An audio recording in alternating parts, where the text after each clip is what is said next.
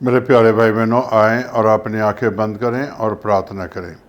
स्वर्गीय आसमानी बाप, आज के वचन पर तू आशीष बरकत दे और सुनने वाले भाई बहनों के जीवन में तू आशीष देना, बरकत देना, ताकि तेरा फजल, तेरा अनुग्रह उनके पर बना रहे। और खुदावंत अपना हाथ उन बच्चों के ऊपर बढ़ा और उन्हें आशीषित कर, यीशु के नाम से, आमीन। मेरे प्यारे भाई और बहनों, आपके सामने में भजन संहिता 1 की 2 आयत पढ़ेंगे। परंतु वह तो यहोवा की व्यवस्था से प्रसन्न रहता है और उसकी व्यवस्था पर रात दिन ध्यान करता है।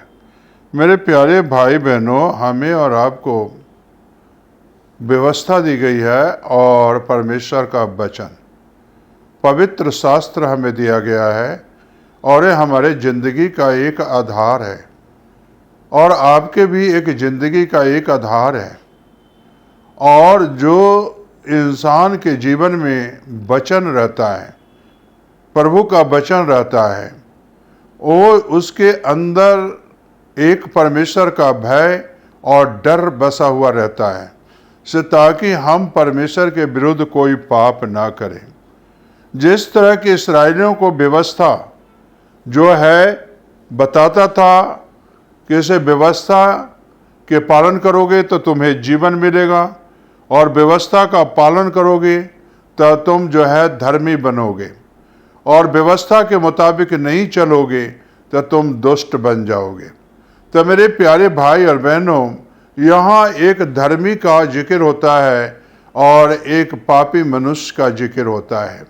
और जो इंसान धर्मी है, जो धर्म के काम करते हैं, जो परमेश्वर से डरते हैं और जो परमेश्वर के पीछे चलते हैं, तो मेरे प्यारे भाई और बहनों, उनके जीवन में जो है रात दिन वो व्यवस्था पर यानी प्रभु के वचन पर ध्यान दिए रहते हैं और उसके मुताबिक अपना जीवन गुजारते हैं और उससे एक पल इधर उधर नहीं हटता।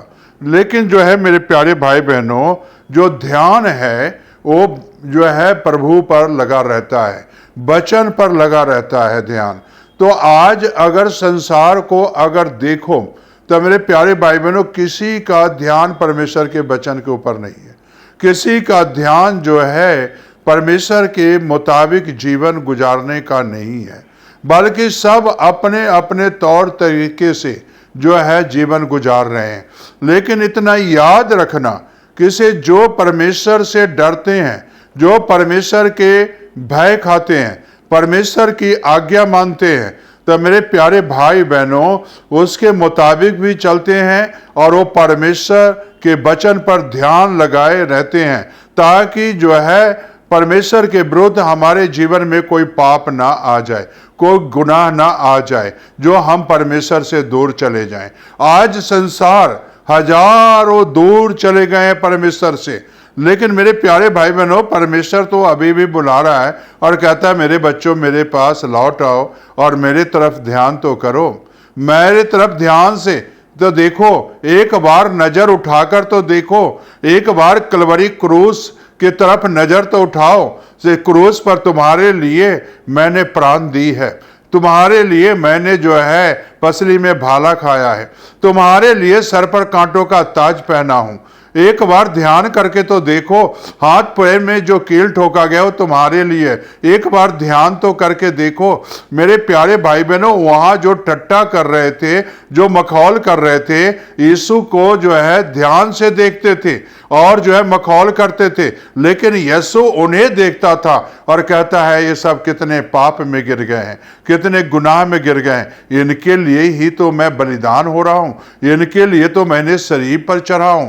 और मेरे प्यारे भाई बहनों, बड़े बाकायदा प्रभु के ये पुत्र ने जो है पिता के तरफ ध्यान दिए हुए, और पिता जो आज्ञा देता था वचन यीशु मसीह बोलते रहे बड़े ध्यान से। इसी तरह आज हमारा भी ध्यान यीशु मसीह की तरफ होना चाहिए, और जब आपका ध्यान यीशु मसीह की तरफ होगा तो आपको जीवन मिलेगा, जिंदगी मिलेगा, आशीष मिलेगा, बरकत मिलेगा। अब अपना ध्यान दुनिया की तरफ से हटाकर यीशु की तरफ लगाए। क्या आप अभी भी अपना ध्यान दुनिया की बातों पर लगाओगे? दुनिया की चीज़ों पर लगाओगे ध्यान? आज क्या जो है यीशु के तरफ नहीं लगाओगे ध्यान? तो आओ यीशु के तरफ ध्यान लगाओ। दाऊद राजा का ध्यान जो है यहोवा पर लगा रहता था। आपका भी ध्यान यीशु पर लगा होना चाहिए। तो आओ प्रार्थना करें, अपने ध्यान को, अपने दिमाग को, अपने ब्रेन को, अपने बुद्धि से, अपने जो है ज्ञान से यीशु से प्रेम करना सीखें। और जब प्रेम करोगे तो यीशु आपसे भी प्रेम करेगा। अपना ध्यान यीशु मसीह की तरफ लगाओ और प्रार्थना करो। स्वर्गीय आसमानी बाप, जो बच्चे आज तेरी तरफ ध्यान लगाए हुए तेरी बाट जो रहे हैं खुदावंद, आज खुदावंद यीशु उनके नजदीक आ और खुदावंद उनके दिलों में तू वास कर। और जो बच्चे तुझे पुकार रहे हैं खुदावंद उन्हें आशीषित कर, ताकि तेरा फजल और तेरा अनुग्रह उनके ऊपर हो। वचन के मुताबिक आशीषित कर, यीशु के नाम से, आमीन।